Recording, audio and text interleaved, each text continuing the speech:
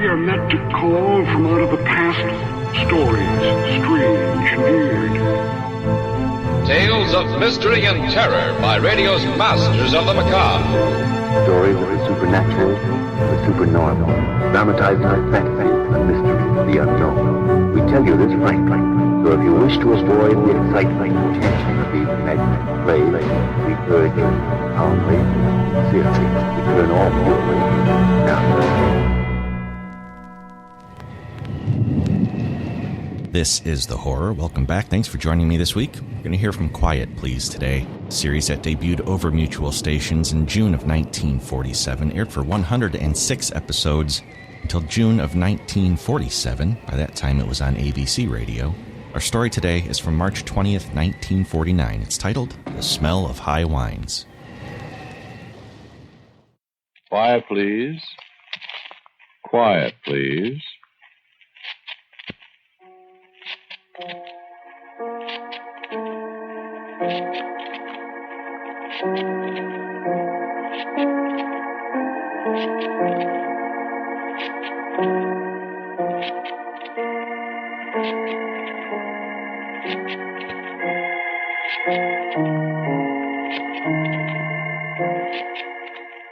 The American Broadcasting Company presents Quiet, Please, which is written and directed by Willis Cooper and which features Ernest Chappell.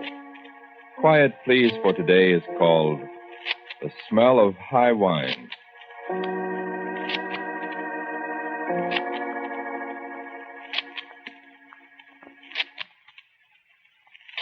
You can talk about nostalgic sounds all you want to.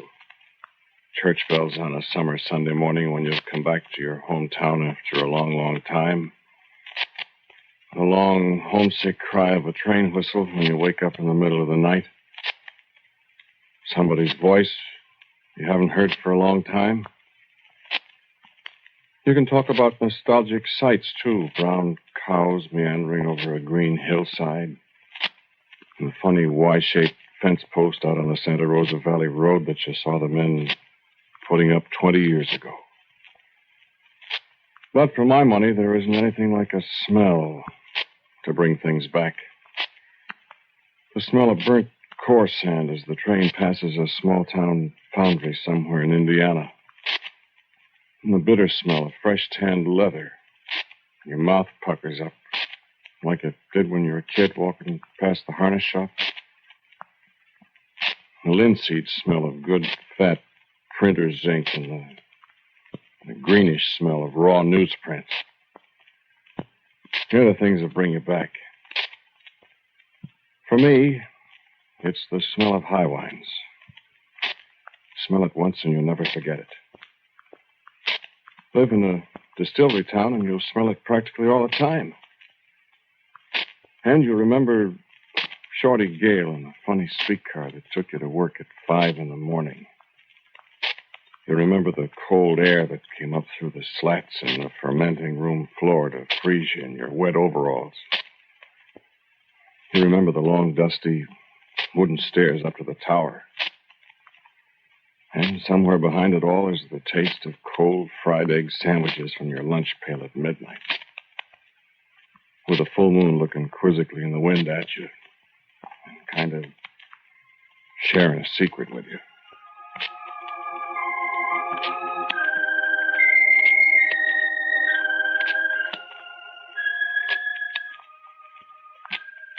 I catch the smell of high wines, and I hear a sound that I thought I'd forgotten.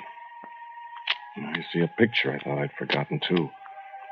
A little room way up at the top of the tower, musty, dusty with white meal. One little yellow light hanging from a cobwebby wire over an old desk. A plank easy chair, worn smooth by I don't know how many government storekeepers. And the smell, the insistent little smell of high wines to remember it by. And the sound I hear is the sound of something dripping onto the warped, dusty floor. Drop, drop. Drop, drop on the uneven floor. The sound of a man's life dripping away. All alone in the tower. At 3 o'clock in the morning.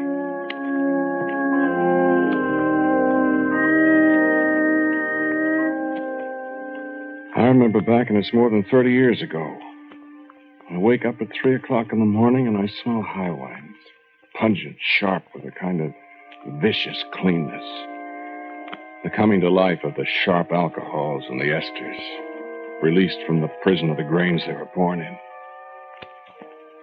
And the smell brings back the blurred picture of the little room where the man lay across the scarred desk and bled his life away in the gloom.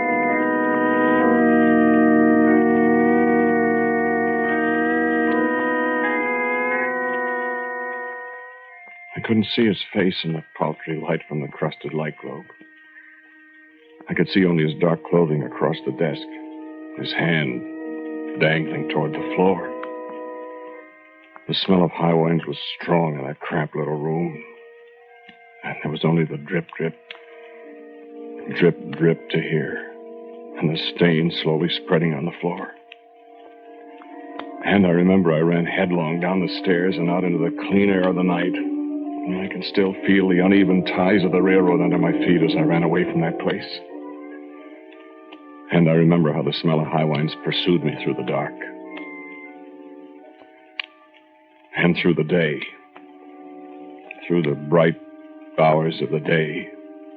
I squandered my sleeping time staring at the walls, wondering, and waiting for a call that would take me back to that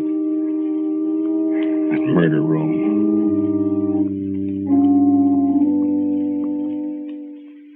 But when 5 o'clock came and Mother gave me my 20 cents and my lunch pail, and I rode the bumpy streetcar down to the end of the line and walked the last half mile, and climbed the stairs to the fermenting room office,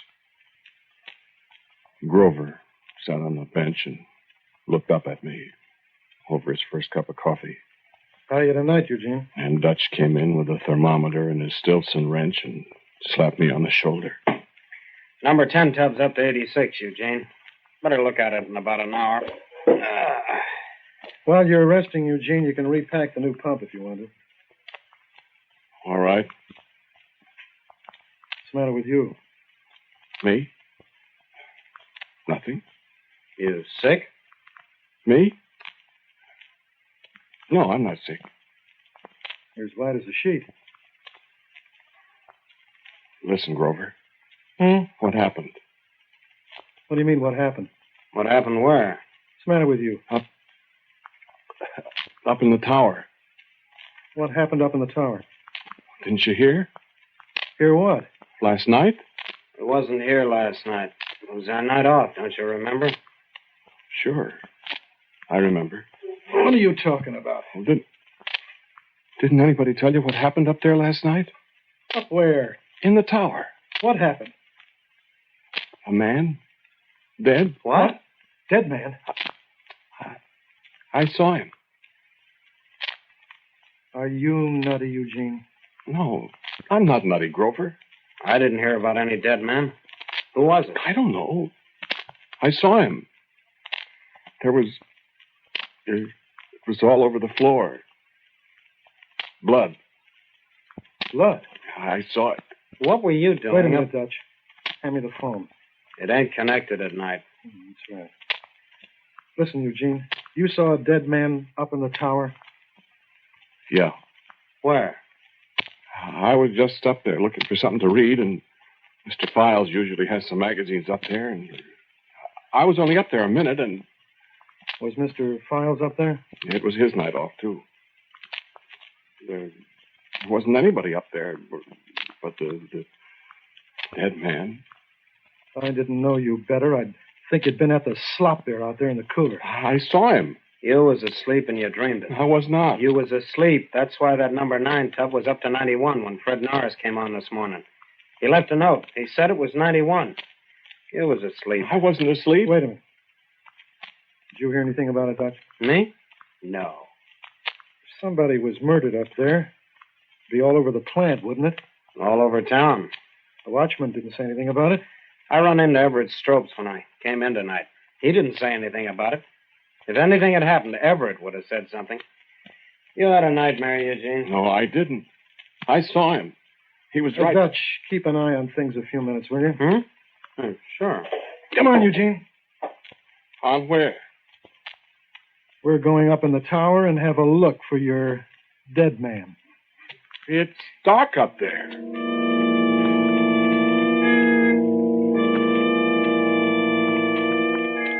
It was dark, and it was gloomy. And it smelled of high wines just as it always did. And in the feeble glow from the little yellow lamp, the desk stood bare and clean, lightly dusted with the powdery meal of 50 years grinding. The warped floorboards were dusty and dry, and I could even see the footprints in the dust I had made the night before. Where'd you see the blood? Right there on the floor, I saw it. And now the floor was dry as it always had been. And the dust lay thick on it, the dust that had been there for years. And we got down on our knees to look. There's been no blood on this floor. I saw it. Listen, Eugene, if I ever hear of you going to sleep on the night shift again when you're being paid to keep an eye on 14 tubs of fermenting mash downstairs and... Who's that?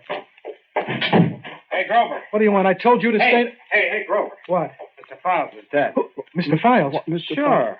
The one that saw was up here at night. You know, he had his night off last night. Yeah? He's dead. What? He was home last night, and somebody got in the house and stabbed him, and he bled to death. And you know what else? What? What? They think it was somebody from the distillery here. Why? Because when they found him, the whole room smelled just like it does around here. The smell of high wines is so strong, it nearly knocked the people down.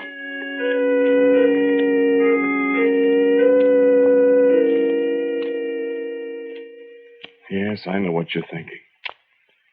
I know you're saying to yourself, he did it. Eugene did it. And he lied when he told about going up in the tower and finding the man bleeding to death. The man that never was there. The man they couldn't find any sign of the next day. You're saying that's a fine alibi, Eugene. And you're saying that business about the smell of high wines is a nice touch.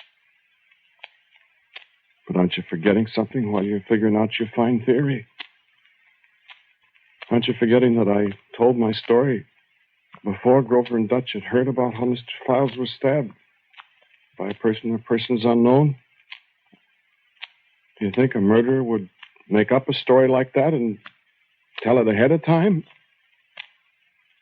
A smart murderer wouldn't have told it at all, would he? If I had done it, wouldn't I have been content with everybody thinking I was at work in the distillery all night? With nobody even thinking of me as a potential murderer? Well, that's the way you'd think, isn't it? You wouldn't have shut off your mouth about a dead man bleeding to death in Mr. Files' office and the place smelling of high wines long before it came out that Mr. Files really was murdered in his home, and the blood dripping off on the floor and the smell of high wines there, too. But they picked me up. And I stayed in the red brick jail behind the courthouse for a long time. And they finally had a trial. I sat there with handcuffs and listened while Grover and Dutch told their stories. Yes, sir. He told us just that, the way you've got it down. Yes, sir. He said he saw the dead man in Mr. Files' office. Yes, sir. He said it was about 3 o'clock in the morning. Yes, sir. He was there all alone in the plant by himself. No, sir. He could have left and gone to Mr. Files' house and murdered him, and nobody would have known he left the distillery. No, sir. He wasn't at the distillery when the day shift came on. No, sir. I don't know where he was from 3 o'clock on. And while they were talking in the courtroom, all the time I could smell the smell. Just faintly I could smell the smell of high wines, and there wasn't anything in the courtroom that could make it smell like high wines. And when I asked Ralph Gore, the sheriff, he said he couldn't smell anything at all except the fresh paint where they'd painted the jury room. And no high wine smell at all. But I could smell it.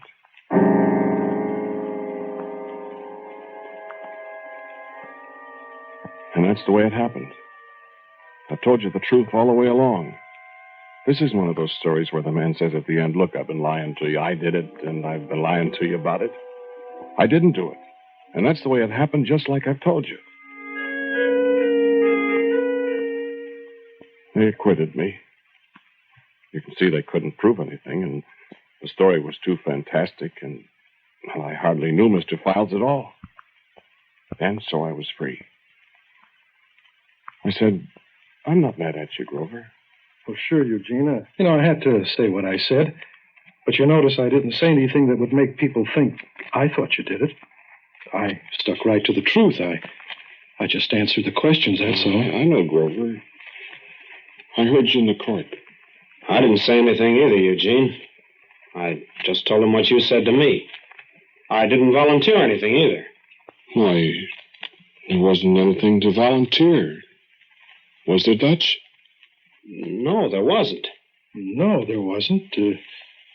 We just told the truth, the whole truth, and nothing but the truth. Yeah, I gotta get a new job, I guess. Aren't you coming back to the distillery, Eugene? No, I guess not, Grover. I don't think they'll take me back. Sure they will, Eugene. I don't think so. Grover, do you think I did it? Why, no. I don't think so, Eugene. Do you, Dutch? What?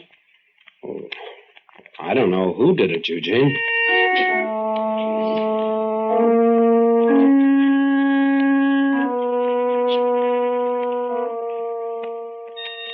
And then I was in Omaha another time, and it was 4 or 5 years later. I never did go back to working in a distillery because if I wanted to get a job that paid any money in a distillery, I think I had to tell them I had experience. And if I told them where I'd worked and had my experience, they'd write a letter and they'd find out about what happened, and I wouldn't get the job. So I used my middle name and I went to Omaha. I got a job hopping bells in a hotel in Omaha, and I made pretty good money.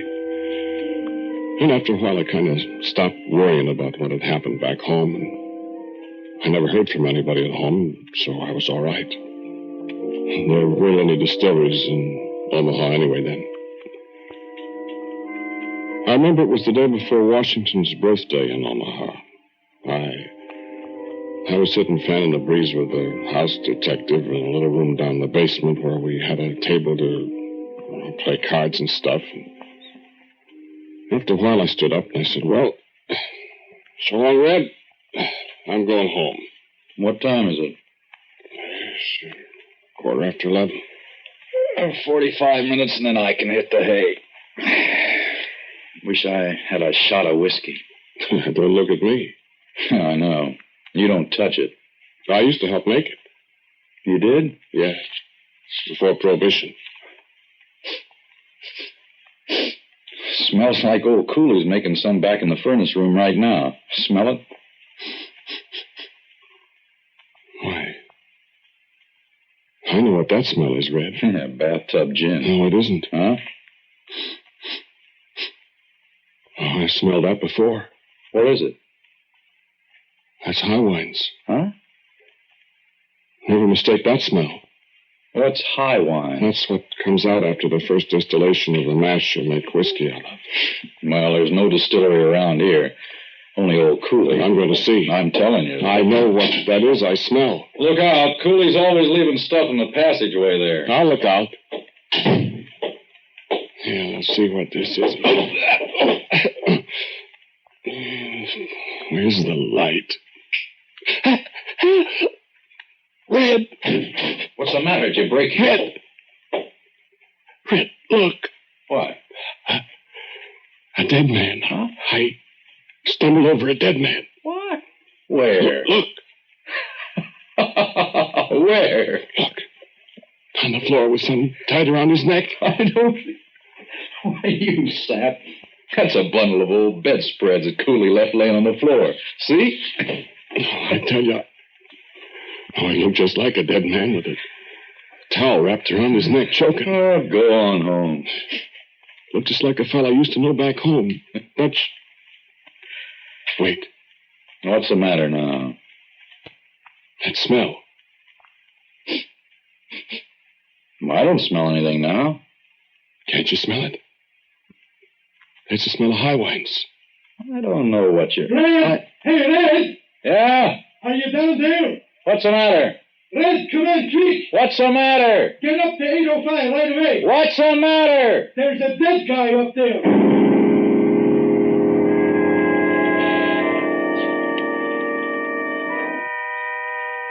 And the smell of high wines in the close little cellar passageway was overpowering as I raced after the detective. The door of room 805 was wide open just as the maid had left it as she ran screaming away from it. And on the bed lay a dead man. A towel knotted tightly about his neck. And when Red and I had flung the window open to let out the choking fumes that permeated the whole room, and when he had untied the towel from the murdered man's throat, I looked down on a face that I knew. It was my old friend Dutch, and I hadn't seen for 5 years.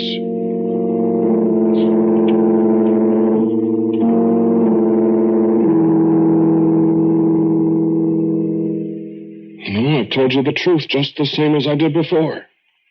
I didn't know Dutch was there. I hadn't heard a word from him in all the years I'd been away. And this time I played it safe. Red knew that I'd been with him for an hour. The hour in which Dutch died 9 floors above me. I couldn't have done it. There never was even the slightest suspicion of me, for that matter. It was just coincidence that I'd tripped over what I thought was a dead man with a towel knotted around his neck. That's all. But it wasn't coincidence that I'd smelled the smell of high wines. But I went away from Omaha anyway. I wandered all around, and I never did smell that smell again. Not till the other day.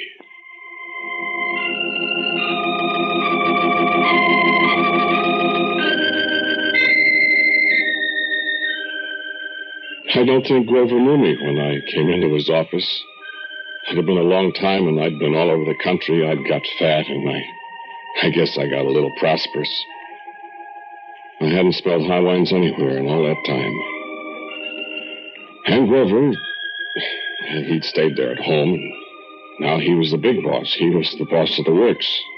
And I wanted to see him, for old time's sake. So we had a nice time there in that big oak-paneled office of his. You know, Dutch died, Eugene. Did he? Out in Omaha. Quite a long time ago. He was traveling for the company, and he was out there, and they found him in his room at the hotel, dead. He did, huh? Yeah. Too bad, isn't it? We used to have some good times together way back when. Yeah, sure did. Didn't we? Poor old Dutch. Poor guy. Like a cigar, Eugene? No, thanks. You know, I had a funny experience the other day talking about Dutch. You did? Yeah, funny.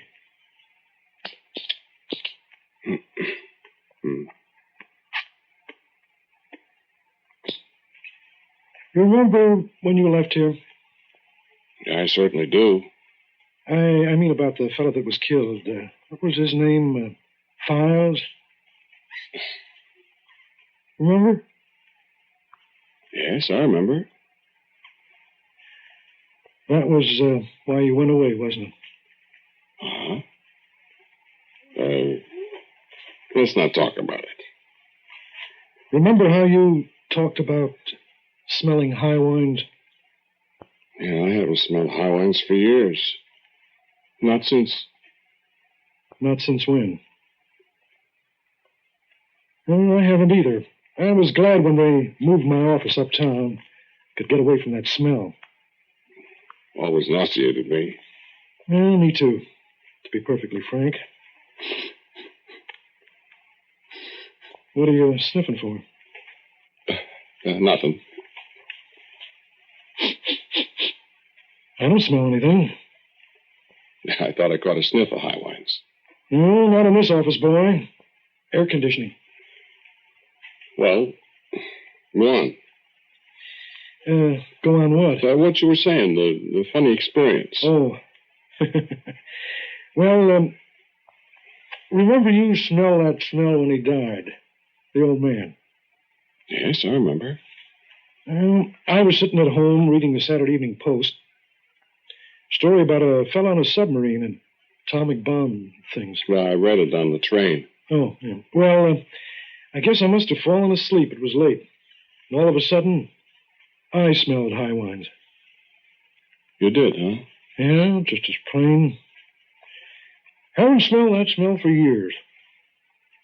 But you know something, Eugene? You never forget it. I guess you don't. Well, I better be going. No, wait a minute, Eugene. I want to tell you about this dream. I wouldn't have thought about it, but it's such a coincidence. You coming in out of a clear sky. Well, what about it? Well, I got up and looked around. I was all alone at home, and I couldn't imagine that... Say, do you smell anything now? No. Guess it must be my imagination. Well, go on. Well, I thought right away about that old experience of yours. What did you find when you looked? What? Did you find a dead body? Why, that's the funniest... Wait a minute. I want to tell you that I was in the hotel when Dutch got killed. I know you were. How did you know? I mean, I had an idea you were, Eugene. Well, I didn't kill Dutch. No. I didn't kill that old man either. No. I didn't. I know you didn't. Well, then, how did you know I was there when Dutch died? I guessed. Well, tell me about your dream and the high wine smell. Yeah, well, do you smell anything now? High wines? No, why? I just wondered. I don't want you to find me dead, you see. Did you find a dead man when you smelled high wines the other night? Yes, I did. You did? Tell me about it. Want to know who it was? Oh, yes. No. Suicide. How did you know?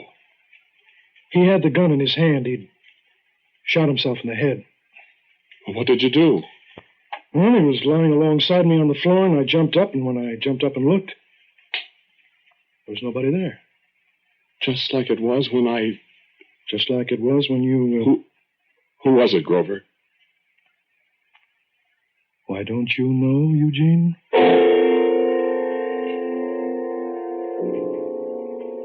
I don't know why. It's the truth. It's the way everything happened. I didn't tell you any lies. Grover didn't either. I forgot to ask you something. Did you ever smell high wines? You never did?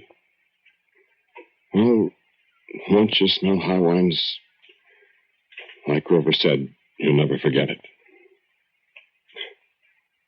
I don't know where this gun came from. You know what I'm going to do with it? You said you never smell high wines. Take a deep breath. You don't get it? Try again, a big, deep breath. Yeah, that's it. Smell it now?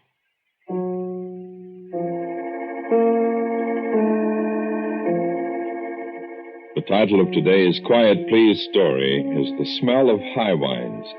It was written and directed by Willis Cooper. The man who spoke to you was Ernest Chappell. And Grover was played by Murray Forbes. Dutch was Frank Thomas Jr.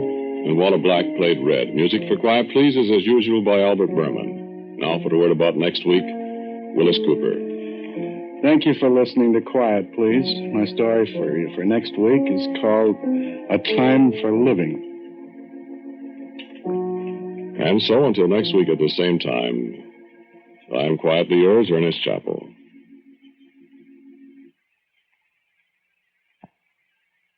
This is ABC, the American Broadcasting Company.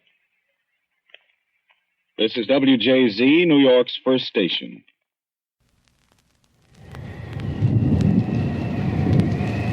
That's the horror for this week. I hope you enjoyed it. You can find more from Quiet Please at relicradio.com, alongside thousands of other old-time radio episodes, all the other Relic Radio podcasts, our Shoutcast stream, and everything else Relic Radio.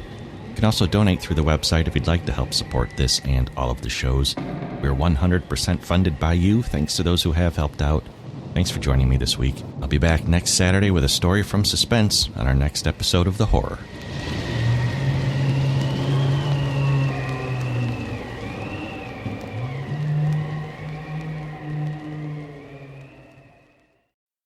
Strange Tales.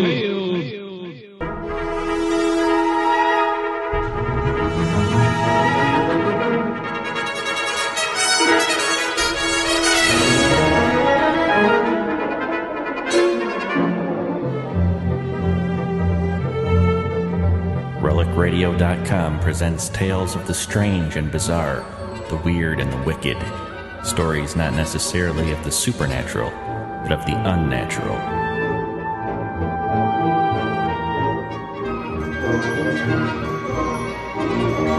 Join us now for Strange Tales, featuring radio drama at its most mysterious and unusual.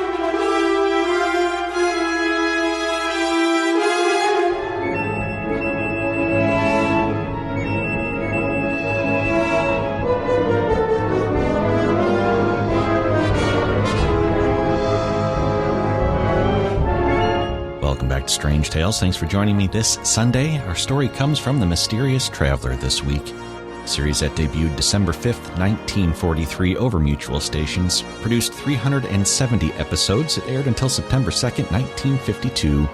Our story today is from August 18th, 1946. It's titled Death is the Visitor.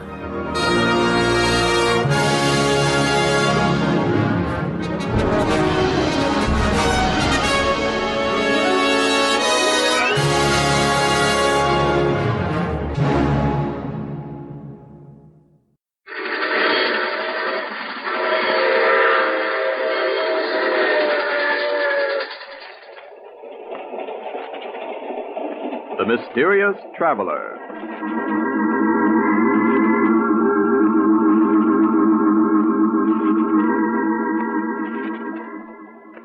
This is the Mysterious Traveler, inviting you to join me on another journey into the realm of the strange and the terrifying.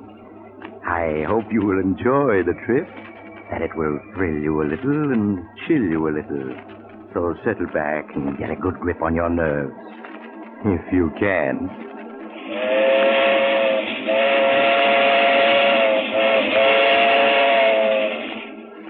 Where are we going? Why, we're going to pay a visit to the home of Albert and Louise Jordan. As nice a couple as you'd hope to meet. In a story I call Death is the Visitor.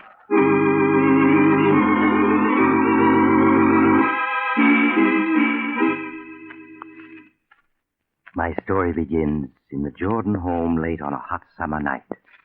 Albert Jordan is asleep and is having a nightmare about his mother-in-law. Oh, no. You can't pull the wool over my eyes, Albert Jordan. I'm on to your ways. Think that my only child was foolish enough to elope with you. But you made her do it, Albert. You made her. No. She wanted... As long as I'm alive, she'll be protected from you. Albert, are you listening? Leave me alone. Please. Darling, wake up. What is it? You were having a nightmare, dear. You don't want to wake Mother up. She needs a good night's sleep for a trip tomorrow. Oh, yes, the trip. I wish it was tomorrow already. She was gone.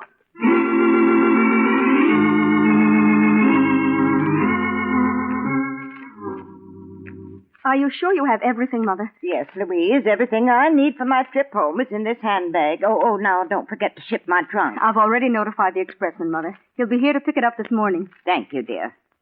Well, it's almost 9 o'clock, Mother. You'll miss your train. I've never missed a train in my life. You needn't be so anxious to get rid of me, Albert. Not really, Mother. I didn't mean... Oh, Louise, darling, I do hate leaving you alone like this. But, Mother, I'm not alone. I have Albert. Well, I don't mind saying it right to his face. I don't trust him, Louise, and I never will. I'm rarely wrong about people, you know that. Now, see here, Mother. I've had about enough. Louise and I get along perfectly well when you're not here. See, Louise, what a temper he has. Do you want me to stay, darling? Really, Mother, I'm very happy with Albert. Oh, well, very well, then I'll go, but you'd better be good to her, Albert. Yes, Mother. I will. Well, goodbye. And don't forget, Louise, Mother'll be back if you need her. Yes, Mother. Bye. Louise, if your mother pays us just one more visit, I'll leave this house for good. Albert, what are you saying? In the past year, she spent 8 months with us. She has her clothes here, a key to the house. Why, she's even listed in the phone book under our number. I tell you, I won't be responsible for what happens if she doesn't stay away. I'll write to her, Albert, and try to explain. Really, I will. Make her understand that we have our own lives to lead. You know, now that she's gone, I feel like a new man. I can breathe in my own house. Oh, Albert, you won't forget to put the tags on Mother's trunk, will you? The expressman will be here for it soon. No, dear. Shipping your mother's trunk to her will be one thing I certainly won't forget.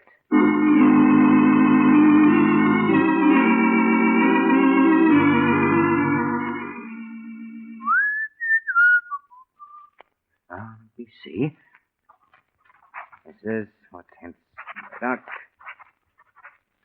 125 River Road, Ferndale. That won't be necessary, Albert. My trunk can remain here. Mother, but you went to catch your train. I know I did, but I changed my mind about going. I won't leave my little girl alone. Why are you looking so startled, Albert? Are you hiding something from me? No. No, of course not. Where's Louise? She went downtown an hour ago. She should be home soon.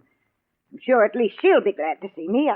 Oh, you haven't locked my trunk yet. That's good. So you've come back. Again. You've always wanted to get rid of me, Albert. Keep me away from my only child, but I refuse to give her up. Yes, I've come back, Albert, and I'm staying for good. Frankly, I don't trust you. You don't trust me? No. I don't even know your background. For all I know, you may have criminal tendencies. There's a certain amount of the criminal in all of us. Most people can control their worst instincts, and some can't. Exactly. And I'm here to see to it that no one harms Louise. But, Mother, who's going to look out for you? Albert, why are you looking so queerly at me? Are you sick? Yes, Mother, I'm sick. Sick of the sight of you. Albert, stop looking at me that way. Why, you seem like a different person. I am, Mother. You've made me different, and now you must take the consequences. Albert, stay away from me. Don't you dare come near me. So you would keep coming back, Mother. Well, you came back just once too often. No, Albert. Don't touch me. Albert, You should have taken that train, Mother. But at least now, I know you won't be coming back ever again.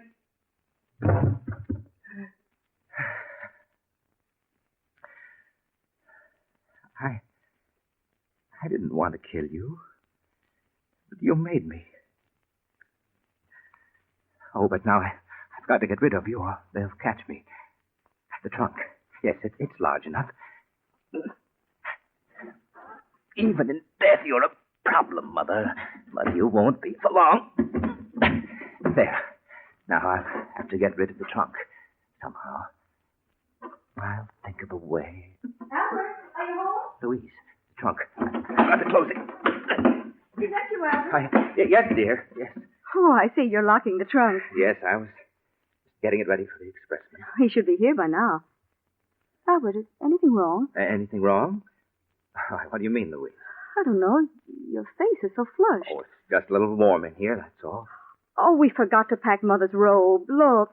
Oh, you'll have to open the trunk again, Albert. No, I mean, The trunk's full already. You wouldn't be able to get anything else into it. Why, nonsense. When Mother and I packed it, it was only half full. Oh, please open it. But it's locked, and we haven't got the key. Oh, yes, that's right. Mother has them. Well, we'll just have to mail the robe to her. Oh, I'll answer the door. It must be the expressman. Make sure the tags are on it, dear. The tags. Oh, it's a chance to go to her home. Oh, if I only had time to think. Wait, yes, that's the only thing to do. Come this way, please. You'll find the trunk in this room. Here it is. Are you finished, Albert? Yes, it's all ready to go. Okay. Well, I'll make a racket of it.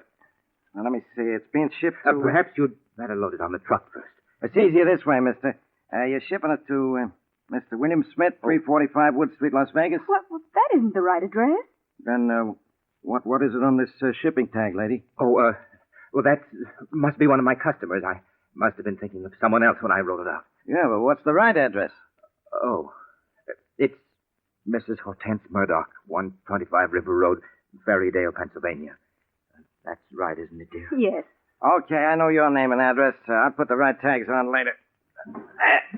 That's mighty heavy. Oh, please be careful with it. Don't worry, lady. I'll get there. Take it down.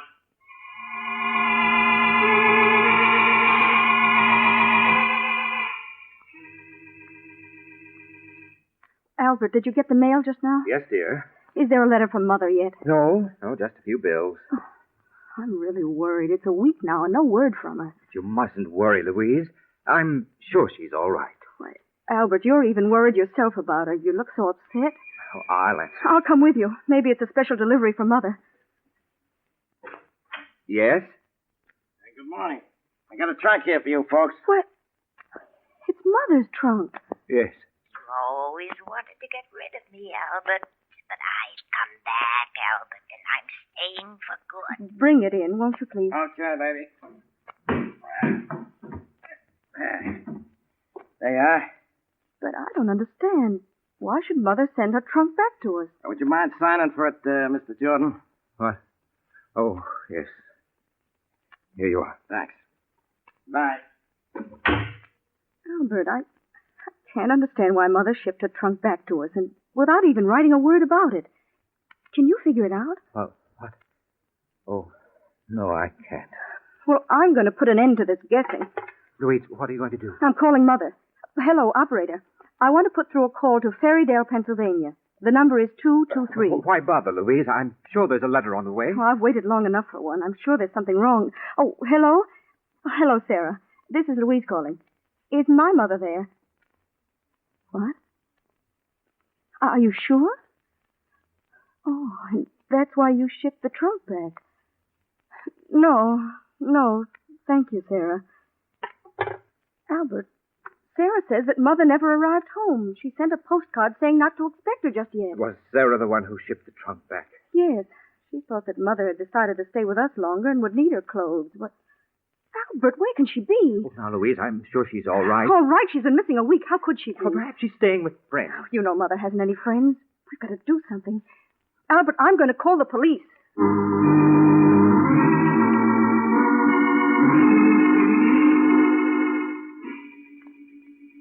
The police investigated, but they had no clues, so they didn't learn anything.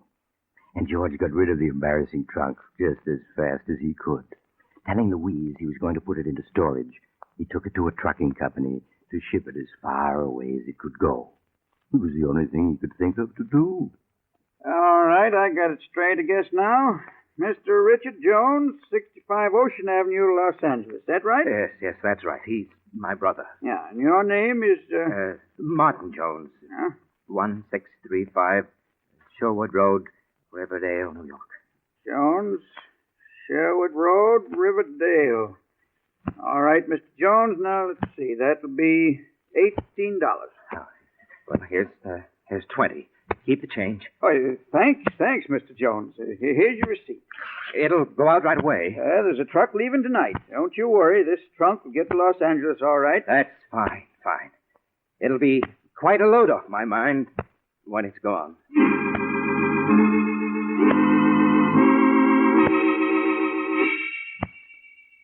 A week passed, 2 weeks, 3, and poor Albert was breathing more easily again.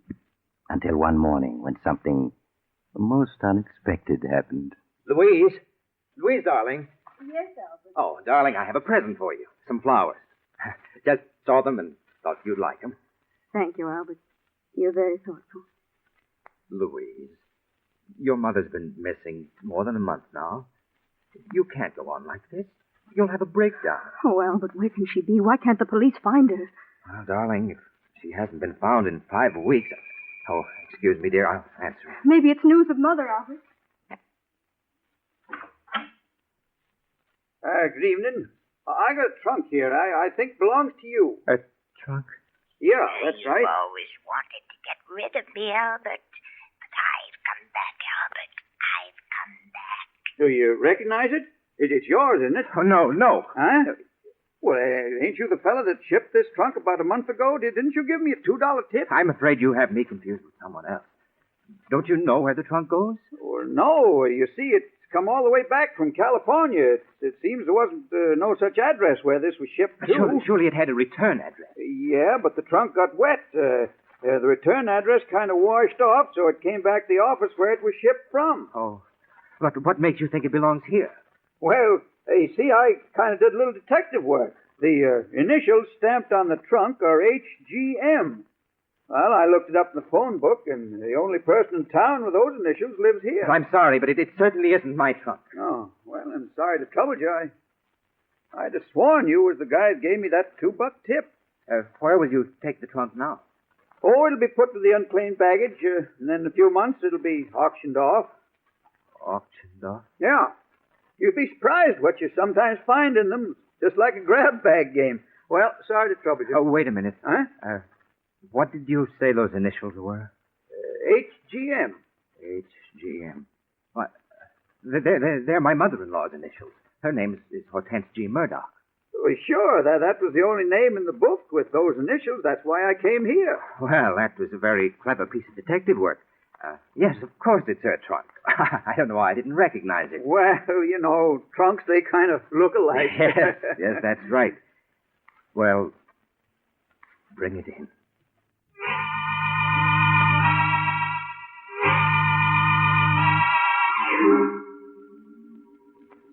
Trunks are funny things, aren't they? You have something valuable in one, just as likely as not it'll get lost. But put something you don't want in it, like a mother-in-law, and it'll come back every time. You can hardly blame Albert for being upset, especially since Louise wanted to open the trunk to look for possible clues. But Albert managed to get Louise out of the house, then put the trunk onto the trunk rack of his car and started out. Several hours later, he was at the receiving platform of an all-night storage warehouse in New York. Yes, mister? Can I help you? Pardon me, but you store trunks here, don't you? Yeah, sure. We store anything in here. You want to store that trunk you got there? Oh, yes, please. Okay, I'll make out a ticket. Now, what's your name? Williams. John Williams. The address? 313 Maple Street. Yeah, but what city, mister? What city? Baltimore, Maryland. Baltimore. Okay. Charge is $3 a month. How long you want to pay for? Quite a while. I'll be leaving the country and... Well, what is it? Anything wrong, mister? Oh, dear. I only seem to have $6 with me. Well, that'll pay for 2 months. Then we'll send you a bill. No, that won't be necessary. I'll send you a money order in a few days. I may be out of the country for several years. Okay. Leave the trunk there. I'll take care of it. And here's your receipt. Just put the number of it in your letter when you send the money. I will. I won't forget. Good night. Good night. Hey, Mr. Williams. He's gone. There's the receipt on the platform where he dropped it. The nervous type. Oh, well, I suppose they can forward it to him from Baltimore.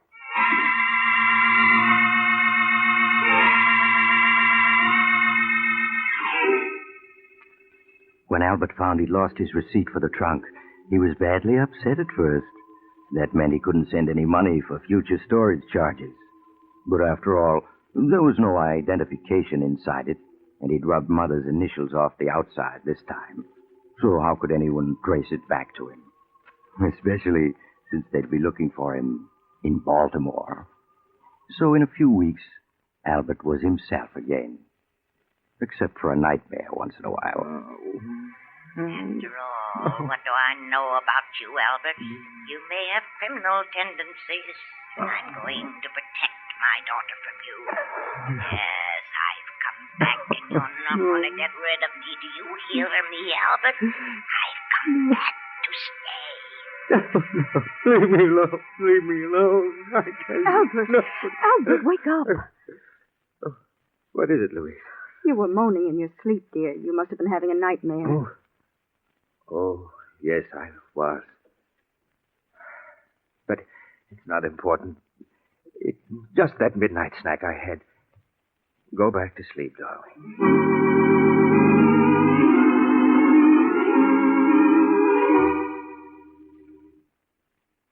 But as the months passed, so did the nightmares. And finally, Albert was his old cheerful self again. Good evening, dear. How are you? I'm all right, Albert. Fine. Say, I bumped into George Horton and his wife while on the way home, and they asked us to come to the charity bazaar tonight. That was very nice of them, Albert. Oh, why don't we go? There'll be an auction, a raffle, supper, dancing. It'll do you good. I know, but somehow I don't feel like meeting people. But you can't go on this way, Louise, cutting yourself off from the world. I've been unfair to you, haven't I, Albert? Keeping you home night after night all these months. Oh, why, darling, you know I've been perfectly happy. It's been so nice. Just the two of us. You've been perfectly wonderful, Albert, and I'm afraid I've been acting very selfishly. All right, I'll go to that charity affair tonight.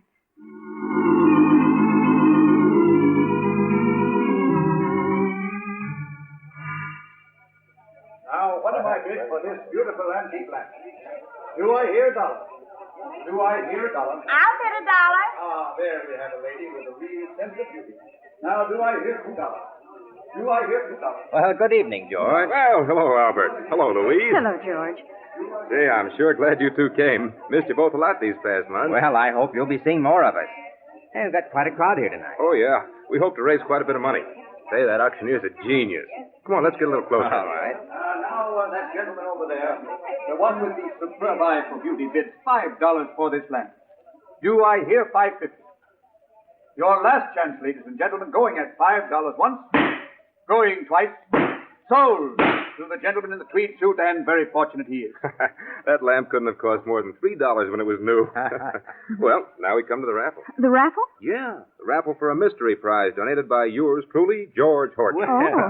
Better let me sell you a few tickets, Albert. They're only 50 cents each. No, thanks, George. We just came to be sociable. Better take a chance. No telling what you might win. Now, next, ladies and gentlemen, we come to the feature of the evening. A raffle for a mystery prize, which I have hidden here beneath this canvas cover. Now, I'm going to lift this cover and show you a locked trunk. Now, take a good look at it. Trunk. Oh, no. It can't be. It is. She's come back again. Yes, Albert, I've come back, and I'm going to stay for good this time. Oh, no. Now, this is no ordinary trunk, ladies and gentlemen. It was donated by a gentleman who bought it for storage charges. Now, who knows what it contains? Perhaps the crown jewels of old Russia. Or better still, a case of scotch. Now, take a good look at it and try to guess. Albert, you're so pale. Is there anything wrong? No, of course not. George, where did you get this trunk? Oh, that big storage place in New York. You know, on the east side. Somebody did keep up the storage charges on it, and all the notifications they mailed came back, Yes, I see. Now that you've seen all the prizes, and particularly seen this prize, ladies and gentlemen, I know you're going to want to buy not one, not two, but half a dozen chances each. What can be in it? Guessing is half the fun. Well, now we're all going to adjourn for supper, and immediately after supper, the big drawing will be held. So buy your chances now and win yourself a trunk full of surprise and pleasure. Well, Albert, changed your mind about buying a chance or two? Yes, George. Yes, I have. I'll take all you've got.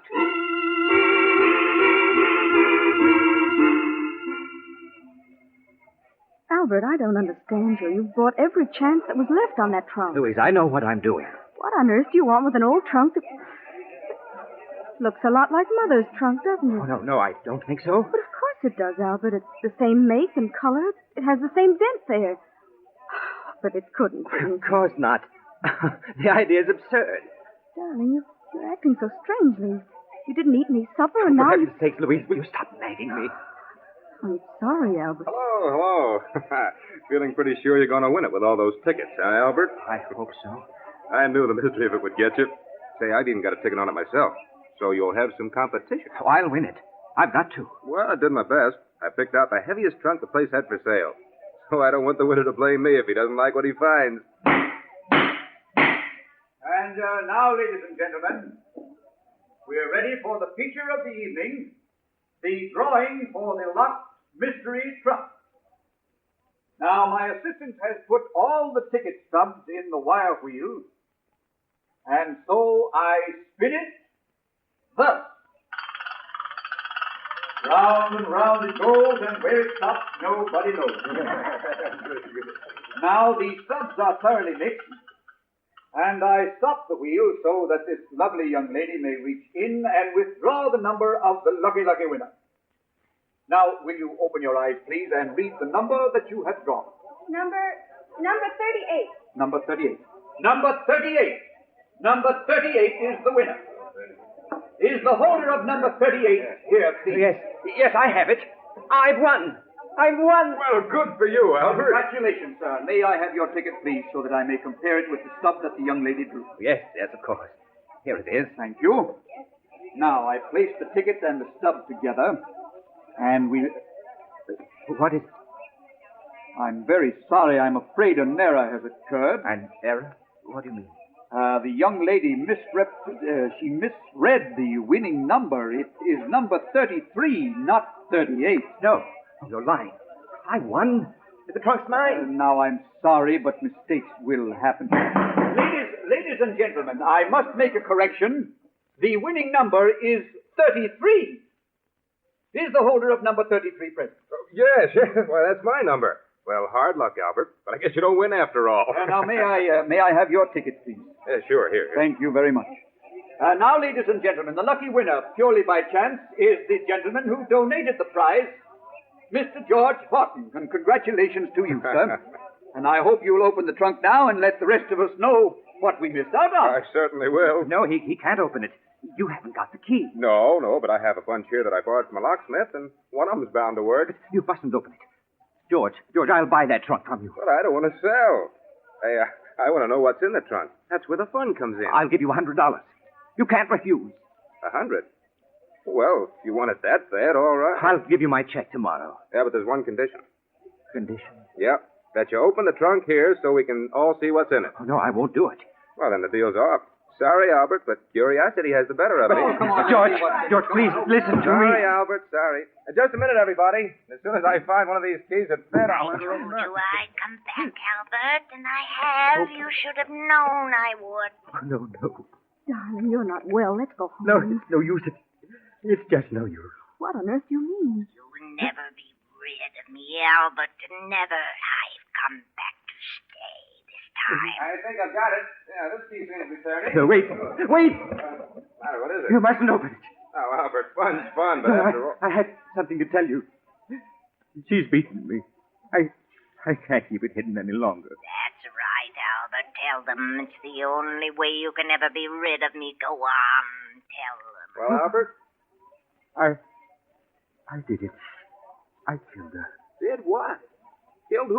Albert, what are you talking about? I killed Louise's mother. Her body is in that trunk. Oh, no. Albert, that's a very poor joke. Oh, it's no joke. I thought I could get rid of her, but I can't. She keeps coming back and coming back and coming back, and I can't stand it any longer. Go on, open the trunk now. You'll see I'm telling the truth. Go on, open it. All right, we will. Please stand back, everybody. Come on, stand back, all of you. Auctioneer, help me, will you? Yes, sure, Mr. Horton. I'll undo this catch now. There. All right, now lift her. Albert, this trunk. Why, there's nothing in it but old books.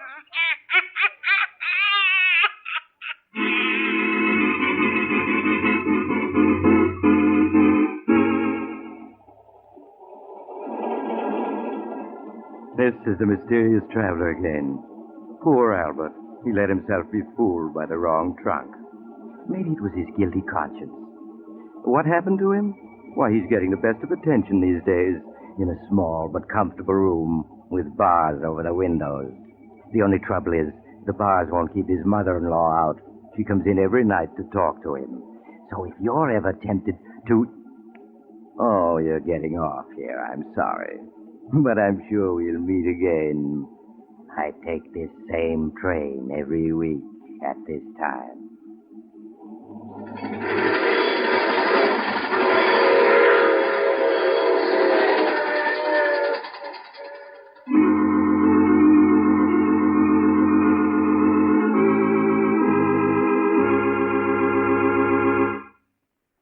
You've just heard The Mysterious Traveler, a series of dramas of the strange and terrifying. Listen next week over most of these mutual stations to a tale titled Murder is no accident. Another Tale of the Mysterious Traveler.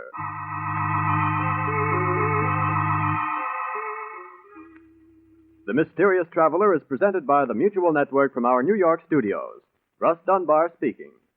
Stay tuned to this station for another exciting crime drama, True Detective Mysteries, which immediately follows Station Identification. This is the Mutual Broadcasting System.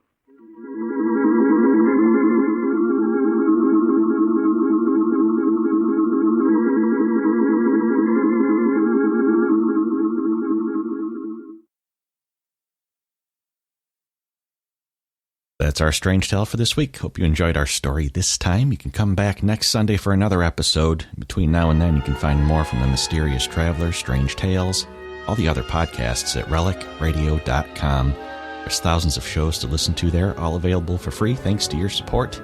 If you'd like to help out, visit donate.relicradio.com or click on the link on the website. Your support makes it all possible. Thanks to all those who have supported us. Thanks for joining me today. I'll be back next Sunday with another episode of Relic Radio's Strange Tales.